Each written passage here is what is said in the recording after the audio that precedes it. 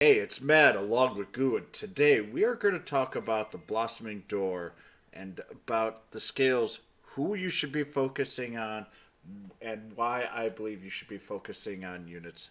So stay tuned, and I'll tell you everything I know.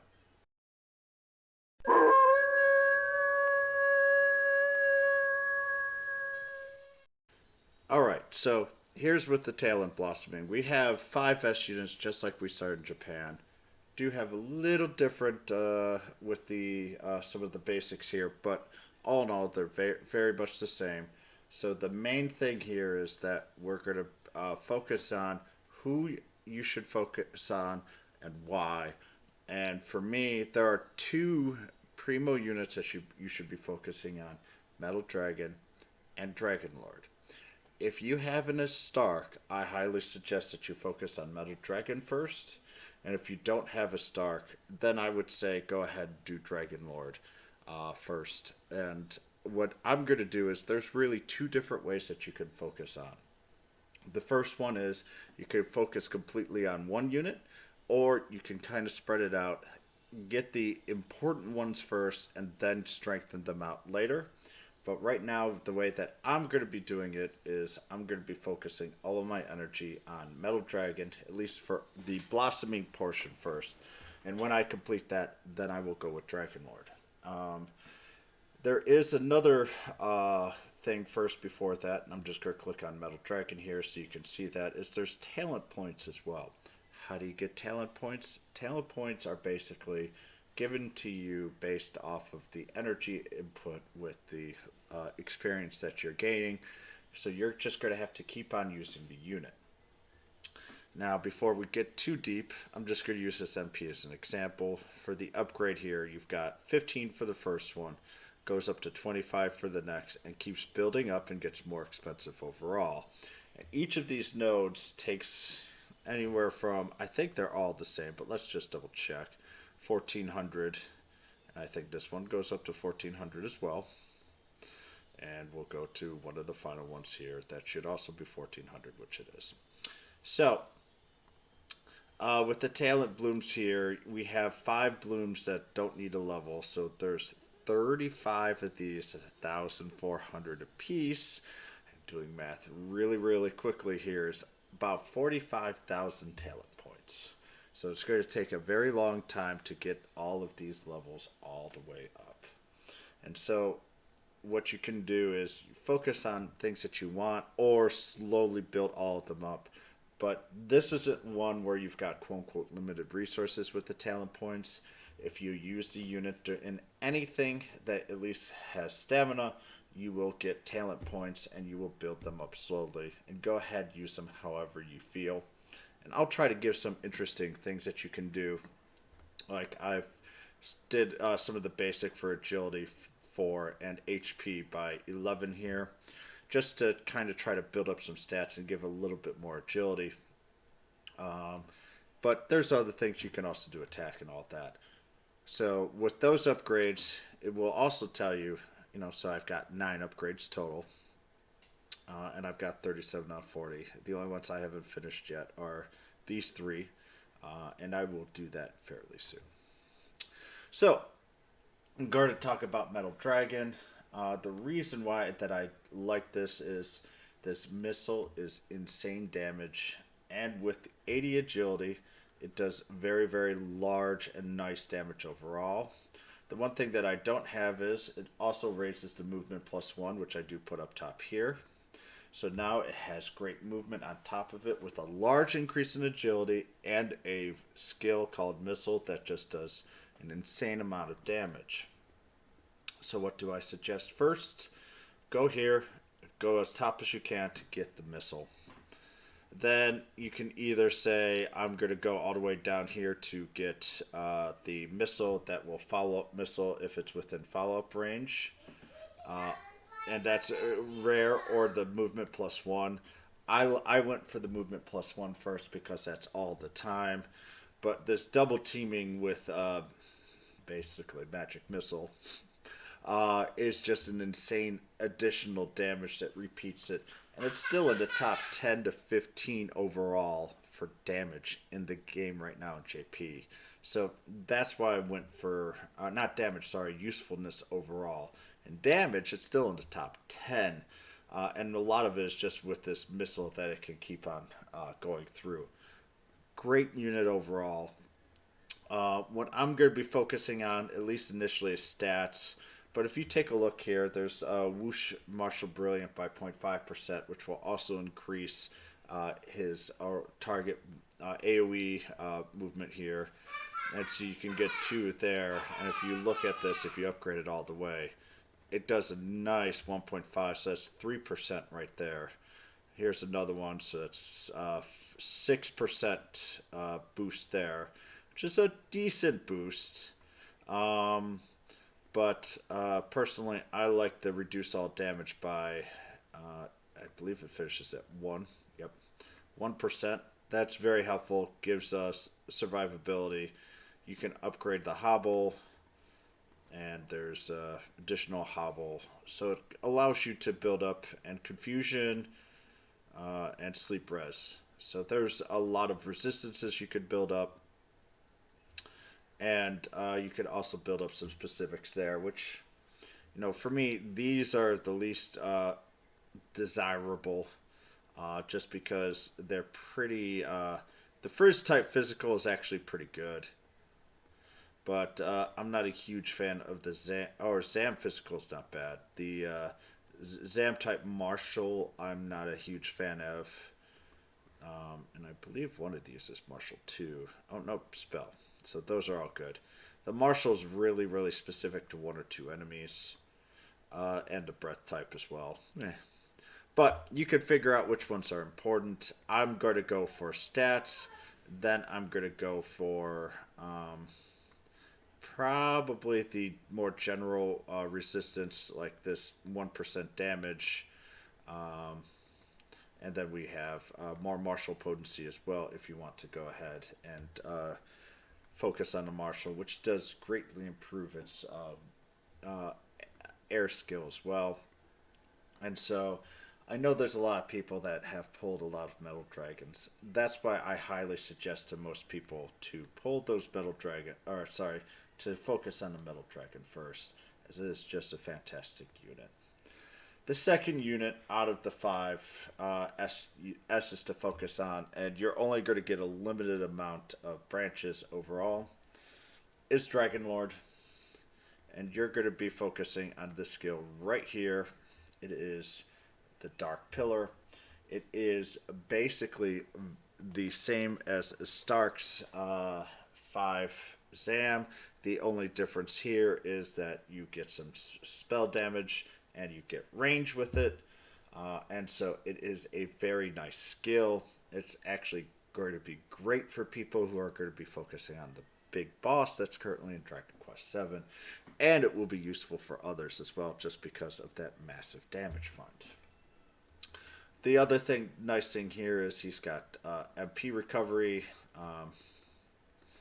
which I believe was here, and HP, and there's the lower spell ability costs, which is great, and increased power, which is very helpful for him. Keeps everything down low. I don't like this here. So this is the one that healed major HP and Wisdom 3 turns when HP drops under 75%. Use one time per battle, which is pretty nice to keep him alive. And this last one here is to the occasionally recovers MP. So what I highly suggest for this unit is you're going to focus on the Dark Pillar first. And then I kind of like the MP gain. And then we're probably just going to go with the HP power. Then you've got to choose the HP because you won't be able to unlock this part here, which lowers the spell ability, MP cost, and raises effect. If you want to go this way and leave the HP gain and the Wisdom 3 for 3 turns, that's fine. Those are the bottom 2, but still very, very useful overall. The other 3, I would say Great Dragon's probably the next one we want to focus on. Not a huge fan compared to the others, but it kind of depends on how far you can go.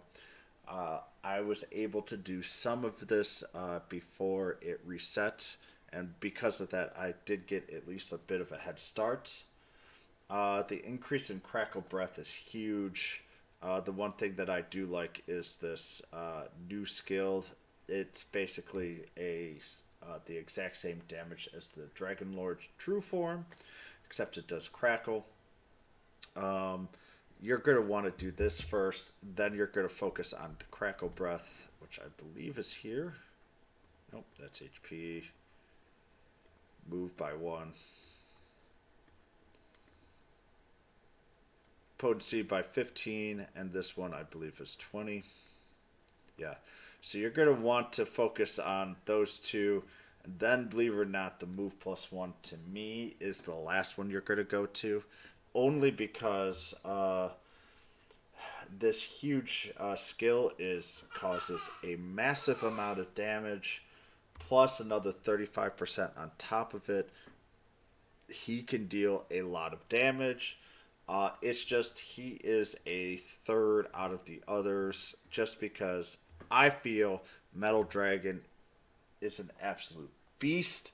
Dragon Lord would normally be, wow, you really should do it, but I just think Metal Dragon is better. But Dragon Lord is still very, very useful. So if you guys focus on any of these two, you're probably in a good shape. The last ones here, we've got the Prison Peacock. Really, the only thing that's super, super neat is this Karma Dragon. Deals a lot of frizz damage. The movement plus one is nice, along with the frizz power and the HP plus 50, but all in all, not a huge fan. And the last one here, Squidzilla. Squidzilla got massively boosted, but you really need to focus and get everything done before it becomes usable. It is no longer a laughing stock, but still, it's not the best unit, but it definitely gets greatly increased. If you are unlucky and only been able to pull Squidzillas, what you're going to want to do, this one here is a really nice attack, Scud Tackle, but in my mind, and also moves up to 4 spaces. This is nice to bring enemies within you. You are either going to focus on the pure attack, or it's going to be at the bottom here. I believe the action start, if HP is at 100%, you get 2 movement points. You're going to want to do this, but you're going to want to focus on those two first. Those two make Squidzilla into something useful. Yes, you're only really going to probably be able to move 4 squares once, unless if you bring a healer. But at that point, at least the Squidzilla's in the game. This one here raises physical potency and effect by 15%. It's nice. And the last one here is going to be HP 50, and then we've got another HP 50. So 100 HP. Kind of brings into a nice tank, but all in all, I still consider Squidzilla to be on the lower end of the talent blossoming. They did do a very good job, though, especially with the original unit design. Made it much more useful, but the limited resource in order to unlock all of this is better served, especially on Metal Dragon first, than if you've got a powerful Dragon Lord. I would definitely say that. And personally, I think Great Dragon is the easy third. Squidzilla is probably fourth, and Prison Peacock is fifth. Now for the A units, I'm just gonna kind of go through these. More than likely, I'm gonna say Weird Toys is probably your best choice.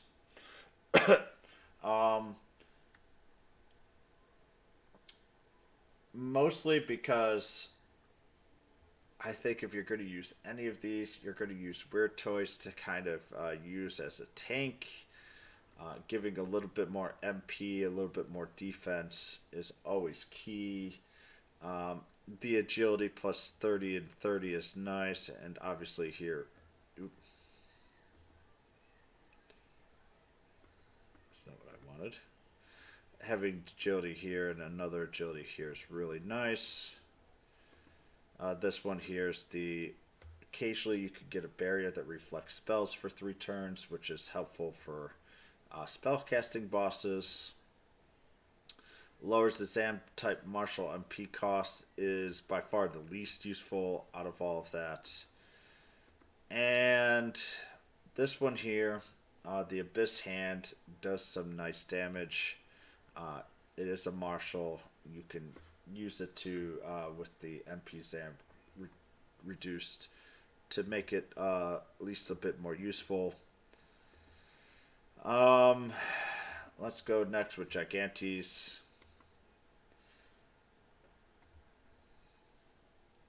The double team and is not so bad, but this skill here is going to be the Ultra Stomp.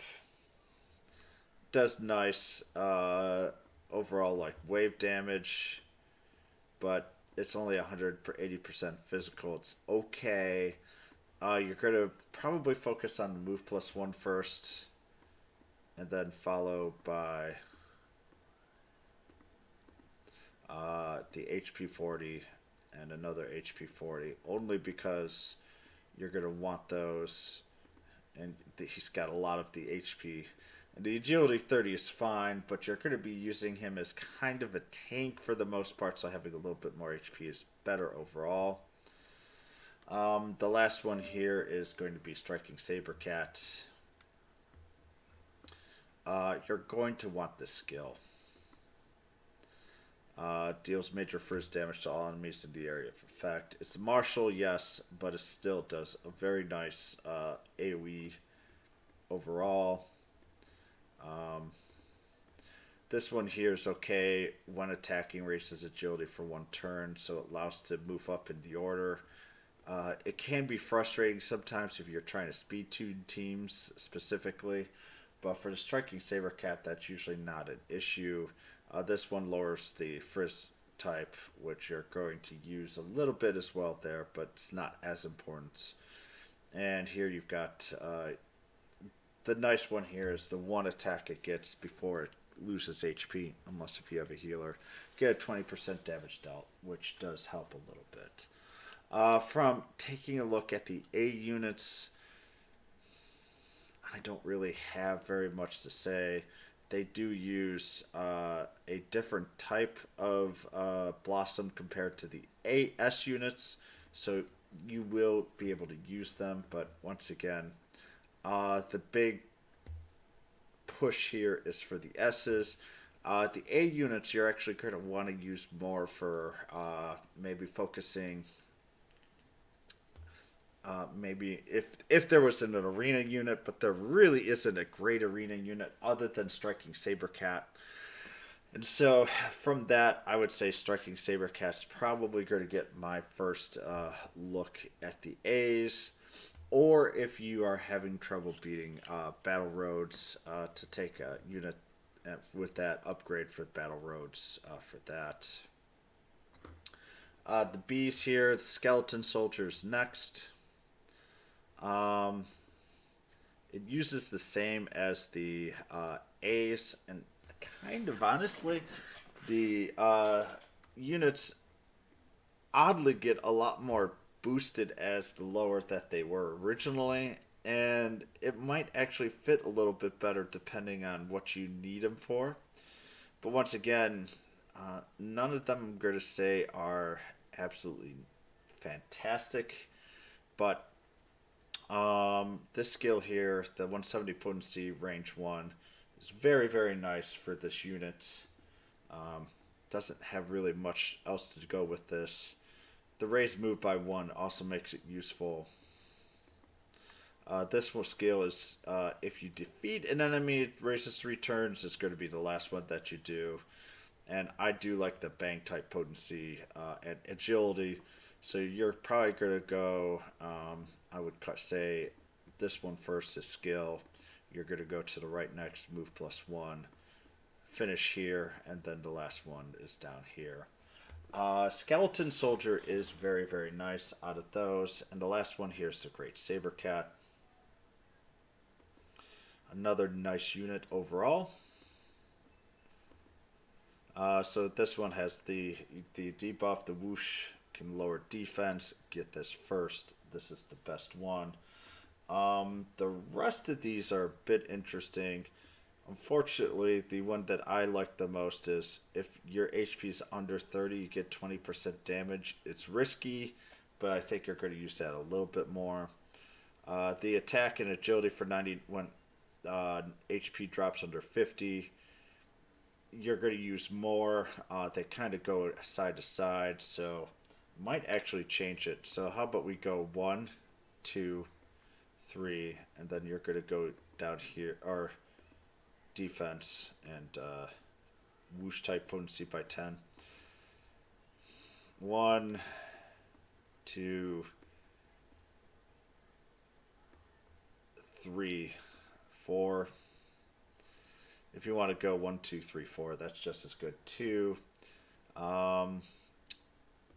Then we've got the C and below units, and these kind of where things get interesting. They still use the same ones overall. I'm going to say Great Saber Cat or Striking Saber Cat's probably your best bet. Skeleton Soldier, though, is very interesting for undead. Now let's go to Dracula. You have this skill. I mean, we're just going to go kind of quickly through it. The Bang spell is okay for the unit, not very strong. We have the sleep success rate by 10%. This is what you're going to want to use first, because really what you're using Dracula for is sleep.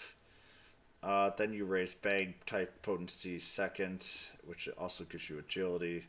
And last but not least is going to be the when attack you with a spell very rarely puts to sleep. I'm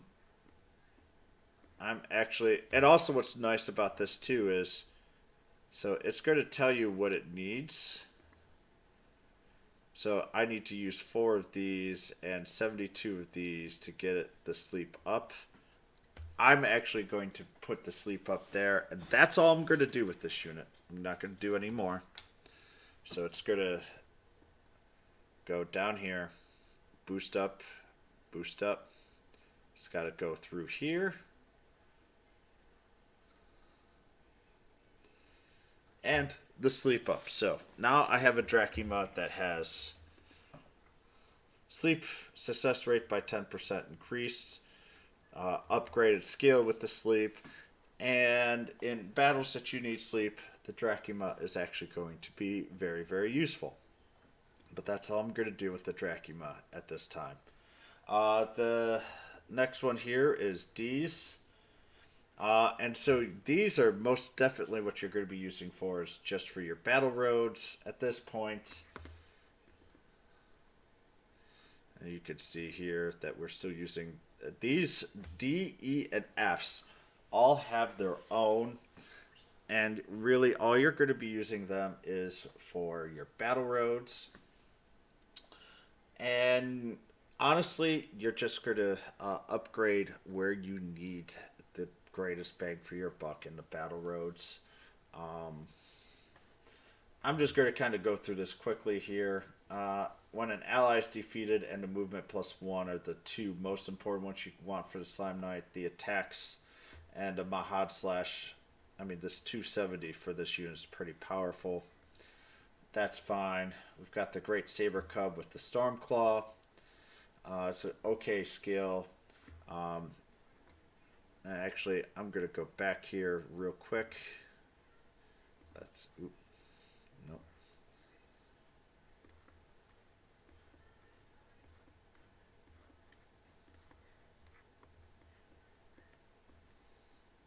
For this one here,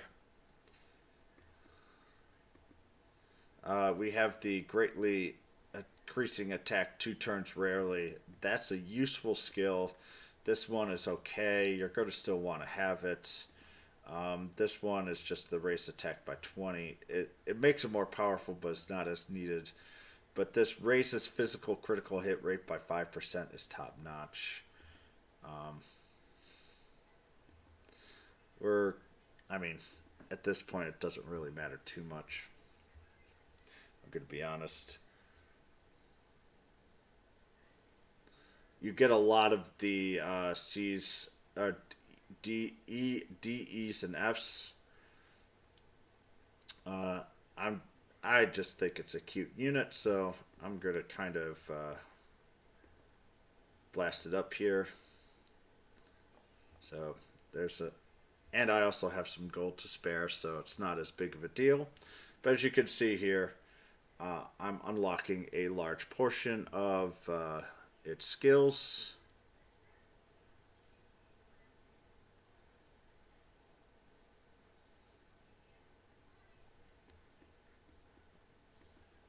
These, I think, are the 3 most important ones.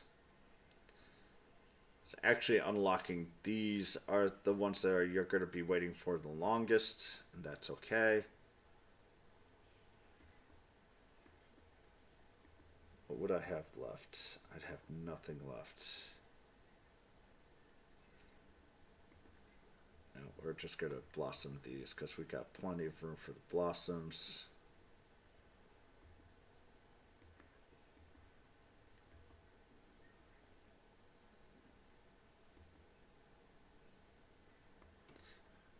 E, we have the Lick Splittle. Breath gives you poison. You can numb, get more paralyzed success, movement +1, and agility +20. Honestly, all you care about are the stats at this point. You're really not going to use any of these beyond that. Heal Slime is the one that might be interesting if you're really, really there. You have the MP recovery, healing effect, and wisdom. But this one here, you can heal a major amount of HP and raises one ally attack for 3 turns. This is a pretty useful skill. I'm actually going to use my last blossom on this. You might need to use it in a pinch. And at this point, you know, as I say, D, E, and F use their own things. You're basically just going to use this for your help in battle roads or anything else in that matter that you need to use the lower level content. And you should be able to get a decent amount of these. The Ghost is interesting. It's a pretty nice, cute unit. You can stun with a spell, which is actually great for Arena if you want to add that last one. Get it within a spell 3, risk it and try for a stun. Otherwise, you're usually just going to try to keep them away. Might give you something else. Gives you some wisdom as well and another Zam spell. Nothing too special, but I do want to talk about the slime. This damage here requires all of its MP and can counter units, which you're not going to want to do with the slime. But it actually does a large amount of damage, and it's basically one attack, lays it out low, kind of turns the slime into something a little scary. It's turn 2, you've got one enemy left, the slime is left. You can maybe take it out with the breath damage here. It's kind of a weird skill, but it is useful. So, this was a pretty long thing. If you've got any questions, please ask below. Please like and subscribe as well. But I kind of wanted to go through this with the actual system in place. I've already went over this before, but now I kind of gave you nice rankings. Remember, you've got 3 different types now. You've got S, you've got A, B, C, and D, E, F skills. Generally, the most important ones are just the S's. So we're going to go over this one more time. I believe the top unit is Metal Dragon, followed by Dragon Lord.